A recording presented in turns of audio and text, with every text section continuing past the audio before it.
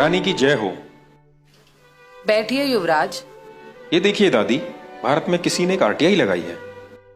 कैसी आरटीआई राजकुमार? आरटीआई में लिखा हुआ है कि भारत कब और किससे आजाद हुआ। 14 अगस्त और 16 अगस्त 1947 को भारत का शासक कौन था? 25 जनवरी और 27 जनवरी 1950 को भारत का शासक कौन था? ब्रिटेन का शासन किस तारीख को भारत से खत्म हुआ? और क्या ब्रिटिश और उनकी आने वाली पीढ़ी का भारत पर किसी भी तरह का अधिकार है? लेकिन भारत सरकार ने इस आरटीआई का कोई जवाब नहीं दिया और आरटीआई लगाने वालों का दावा है कि आज भी भारत पर आपकी ही हुकूमत चलती है। क्या ये सच है दादी? हमारे पूर्वजों का सपना था कि दुनिया पर उनके वंशजों की हुकूमत बरकरार रहे। मैं तो अब बूढ़ी हो चली हूँ और आने वाले समय में इस महान सिंहासन को तुम्हें ही संभालना है। इसीलिए ये राज की बात बताना तुम्हें अब जरूरी हो गया है। बेटा, सच तो ये है कि आज भी भारत, पाकिस्तान, बांग्लादेश, ऑस्ट्रेलिया, दक्षिण अफ्रीका समेत दुनिया के आधे से ज्यादा देश हमारे गुलाम हैं। ऐसा कैसे हो सकता है दादी? भारत और पाकिस्तान को तो हमने 1947 में ही आजाद कर दिया था। बेटा, इसी भ्रम में रखकर ही हमने भारत के लोगों को आज तक गुलाम बना रखा है। उनको ये आजादी देने का नाटक करना उस समय हमारी मजबूरी बन गई थी, जब सुभाष चंद्र बोस ने आजाद हिंद सरकार बना ली थी। इसी कारण से 1946 में भारत में हमारी रॉयल नेवी में भी विद्रोह हो गया था और जनता में 1857 की तरह विद्रोह होने वाला था। तब हमने गुप्त रूप से शासन करना ही ठीक समझा। गुप्त रूप से शासन का मतलब? भारत को हमने 99 साल की लीज पर वहां के अपने ही चमचों को सत्ता संभालने के लिए दिया था, ताकि भारत के लोगों को लगे कि देश आजाद हो गया।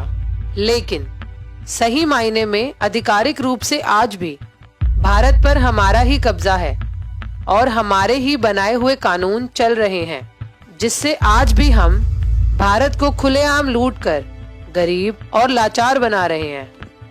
दादी, ये सुनकर खुशी तो बहुत हो रही है, पर यकीन नहीं हो पा रहा।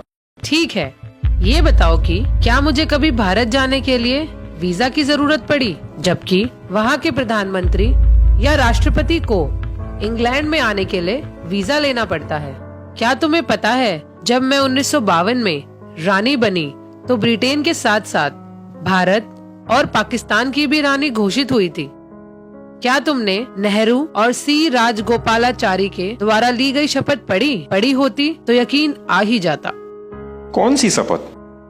राजगोपालाचारी ने 21 जून 1948 को भारत का गवर्नर जनरल बनने पर शपथ ली थी कि मैं चक्रवर्ती राजगोपालाचारी गंभीरता के साथ इस बात को पक्का करता हूँ कि मैं हिज मैजेस्टी किंग जॉर्ज 6 और उनके उत्तराधिकारी के प्रति विधि के अनुसार वफादार, निष्ठावान रहूंगा और उनके प्रति पूर्ण भक्ति रखूंगा।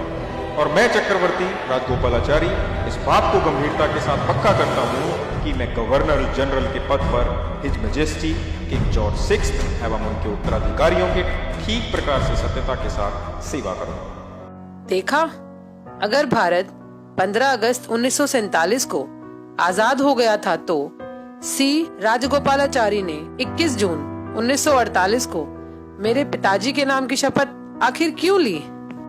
चलो दादी, मान लिया कि 15 अगस्त 1947 को दी गई आजादी झूठी थी, लेकिन 26 जनवरी 1950 में तो भारत के लोगों ने अपना खुद का संविधान बनाकर अपने देश को गणतंत्र घोषित कर लिया था। उसके बाद तो उनको आजाद मानना ही पड़ेगा। बेटा, तुम बहुत भोले हो। गणतंत्र शब्द का मतलब भी नहीं समझते। गणतंत्र का मतलब मालिक बनना नहीं होता। वहाँ का संविधान हमारा बनाया हुआ एक कानून ही तो है, जिसका पालन वहाँ के हर एक आदमी को करना ही पड़ेगा। इसको समझने के लिए ये देखो, इंडियन इंडिपेंडेंस एक्ट 1947, इसमें सेक्शन 6 क्लॉज 3 को पढ़ो। इसमें साफ साफ लिखा है कि भारत में कोई भी कानून बनाने का, रोकने का और हटाने का अंतिम निर्णय वहाँ का गवर्नर जनरल ब्रिटेन के राजा की अनुमति से ही कर सकता है। वहाँ का संविधान भी एक कानून ही तो है जिसको हमारी अनुमति से गवर्नर जनरल सी राजगोपालाचारी ने 26 जनवरी 1950 को मान्यता दी थी। इस समझौते के तहत हम जब चाहे 99 साल की लीज और संविधान को रद्द करके भारत में दोबारा से सीधे सीधे शासन कर सकते हैं। इसी बात को भारत सरकार ने भी एक सरकारी दस्तावेज में स्वीकार किया है। कौन सा दस्तावेज? 1953 में रामनारायण द्वारा पूछे गए एक सवाल के जवाब में भारत सरकार ने आधिकारिक रूप से लिखकर भेजा कि ब्रिटिश नेशनैलिटी एक्ट के अंतर्गत भारत का हर व्यक्ति ब्रिटिश कानूनों के अधीन है और यह स्थिति भारत के गणतंत्र होने के बाद भी नहीं बदली है। यानी भारत के लोगों को हम आज भी अपने कानूनों के तहत सजा सुना सकते हैं, चाहे वे भारत का प्रधानमंत्री ही क्यों ना हो। तो क्या दादी, वहाँ का प्रधानमंत्री लोगों का नहीं बल्कि आपका सेवक है? क्यों तुम्हें नहीं लगता? दिल्ली के बुराड़ी इलाके में जिस जगह मेरे दादा जॉर्ज पंचम का राज तिलक हुआ था, उसी जगह मेरे कहने पर मनमोहन सिंह की सरकार ने कोरोनेशन पार्क बनवाना शुरू किया, जिसमें हमारे दादा परदादा की मूर्तियां और हमारा एक विजय स्तंभ लगा है। और अब मोदी सरकार ने उससे भी ज्यादा हजारों करोड़ों रुपया खर्च कर उस पार्क का निर्माण जल्द से जल्द पूरा करवा दिया। इस तरह भारत के राष्ट्रपति भवन के सामने लगे खंबे पर मेरे सितारे का निशान देख सकते हो, जो कि मेरे मुकुट और छड़ी पर भी है, जिसे मेरी इजाजत बिना भारत में कोई भी हटा नहीं सकता। और अगर भारत के किसी प्रधानमंत्री या राष्ट्रपति ने अपनी माँ का दूध पिया हो तो मेरे उस सितारे के निशान और कोरोनेशन पार्क को हटाकर दिखाए। और आरटीआई के जवाब में अगर भारत के राजपत्र पर यह लिख कर दे दे कि भारत के लोग वहाँ के सर्वोच्च शासक हैं और ब्रिटेन की रानी का भारत पर कोई अधिकार नहीं, तो मैं अपना सिंहासन उस आदमी के लिए खाली कर दूंगी। दादी, वहाँ के लोग इस पार्क और इस नकली आजादी का कोई विरोध नहीं करते? विरोध तो दूर की बात, भारत के गुलाम लोग तो रोजाना जनगण मन गाकर हमारा ही गुणगान करते हैं। दादी, बाकी तो समझ गया, पर उनका राष्ट्रगान हमारा गुणगान कैसे? बताओ ना दादी।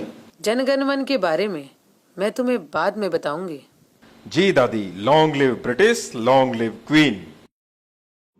नमस्कार साथियों, मेरा नाम अंकित है और मैं मुरादाबाद के एक छोटे से गांव से हूं। मैं एक साधारण किसान परिवार से हूं। ये वीडियो अभी आप लोगों ने देखा, हो सकता है कि इस वीडियो की सारी बातें आप लोगों को सच ना लगें, लेकिन साथियों वास्तविकता यही है कि इस वीडियो की एक एक बात सच है। और जिन लाखों लोगों ने इस देश को आजाद कराने के लिए अपनी कुर्बानियां दी, उनका सपना आज भी अधूरा का अधूरा है। आज भी ब्रिटेन की रानी का शासन भारत पर होना उन सारे शहीदों का अपमान है। मैं नहीं जानता कि इस देश से ब्रिटेन के शासन का अंत कैसे होगा, लेकिन इसके लिए मैं हर संभव योगदान करने के लिए तैयार हूँ। और मुझे लगता है कि शायद इसी को देशभक्ति कहते हैं। सिर्फ भारत माता की जय बोलने से कोई देशभक्त नहीं हो जाता। जो देश के सम्मान के लिए थोड़ा सा भी योगदान ना कर पाए, वो देशभक्त कहलाने के लायक नहीं होता। साथियों, ये वीडियो तो मात्र एक शुरुआत है। आने वाले वीडियो में हम इससे भी गहरे राजों से पर्दा उठाएंगे। मैं ये जानता हूं कि देश का मीडिया इन चीजों को आप लोगों तक नहीं पहुंचाएगा, इसलिए केवल अब देश प्रेमियों से ही उम्मीद बची है।